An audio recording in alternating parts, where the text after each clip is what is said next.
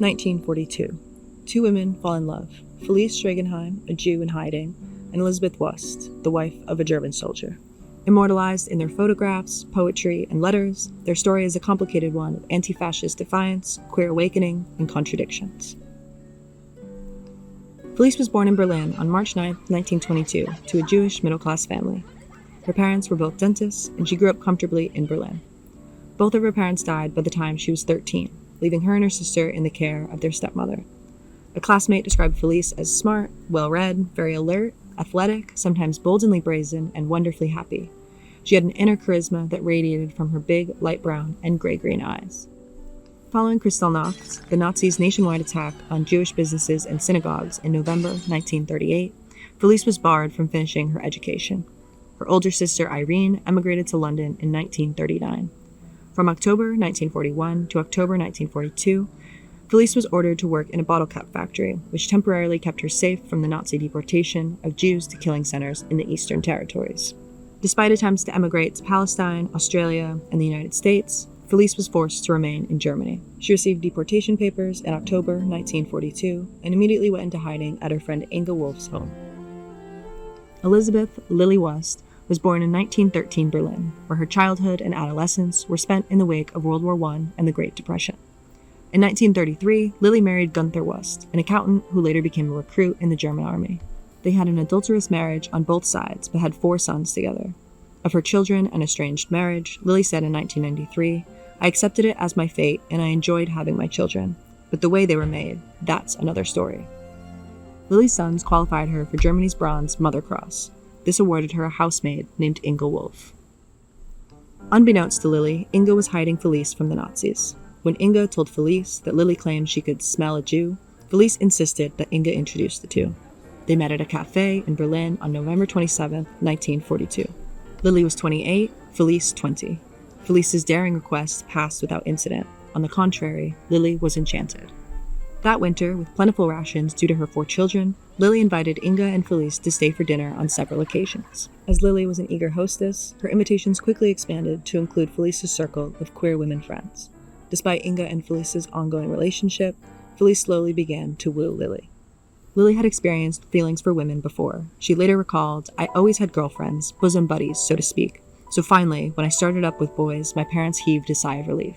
Thank God she has boyfriends." Reflecting on her relationship with Felice, Lily said, "I got nothing at all from my men.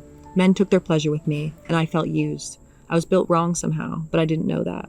With Felice, it was just totally different. When she kissed me, I surrendered to her completely."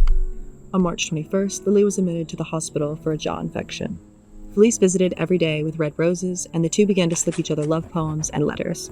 On March 24th, Felice wrote to Lily, "There's so much I want to give you, with only one thing in mind, you. I want to find stars for us up above, and do you know why? It's you I love." On March 27th, Lily wrote in return, "I want to live, Felice, live with you. Tell me that you want to live with me. Please tell me that.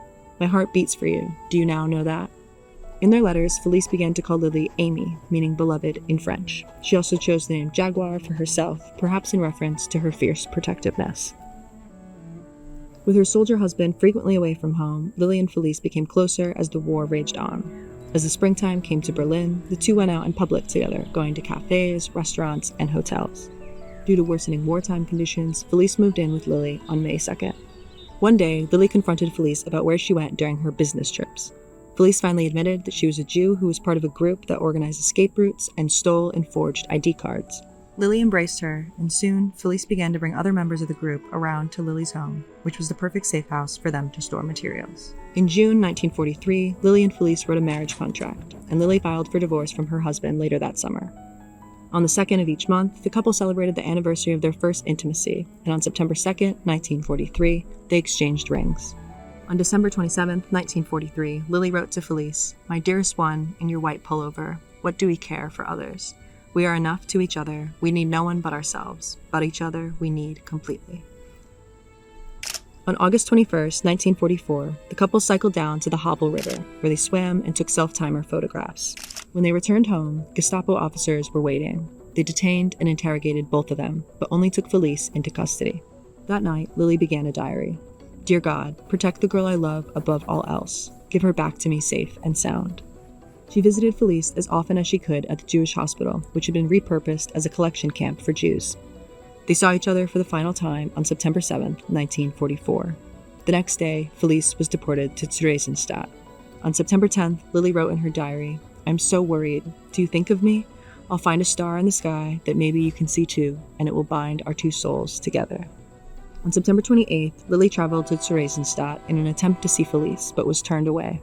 She sent packages of food and clothing almost daily instead, many of which reached Felice. On October 9th, Felice was sent to Auschwitz. A week later, she was forced to march for 2 weeks to Gross-Rosen and then to the women's subcamp at Kurzbach. On November 14th, Lily received a letter from Felice. "Do you still love me now that my ears stick out and I have lung troubles? I'm so worried about you. That's the worst thing about all of this." Lily wrote back, "You needn't worry about me. I'm not nearly as ill as you, not nearly. And if the two of us survive, we'll have to nurse each other back to health. Isn't that so?" As bombings of the city grew worse in early 1945, Lily took in 3 middle-aged Jewish women. In her diary on February 9th, she wrote, "The poor things. They're in the same situation as you, my sweet, only they've been in it longer. My God, there's someone I can help again." On April 13th, as Allied forces liberated camps and approached Berlin, she wrote, "When Albrecht sees my crying, he always says, 'Mati, Aunt Felice is coming back.' He's learned how to say Felice. You live in the hearts of our children. My dearest girl, I have your picture before me. I'm waiting for you. I cannot be without you." The Kurzbach camp where Felice was imprisoned was evacuated on January 25, 1945. 200 women died on the freezing march to Gross-Rosen. The survivors were put on cattle cars to Bergen-Belsen. Felice was one of the tens of thousands who perished at Bergen-Belsen. After the war ended, Lily waited and searched for Felice and continued to hold out hope for her return. She registered at least 2 of her elder sons as Jewish at school, and they attended synagogue and celebrated some holidays. Her son, Bernd Wust, later said, "Mati imposed herself, that has to be said. She established contact with some Jewish people or other in Schmargendorf and joined the Jewish community. They tolerated her, but blocked any serious effort on her part to convert." Lily fell into depression waiting for Felice's return. In the spring of 1949, she attempted suicide, but was saved by a friend. Lily briefly endured an unhappy marriage to a neighbor's son, Willy Beimling, from April 1950 to December 1953. She withdrew further from society, took odd jobs to make ends meet, and lived largely in poverty.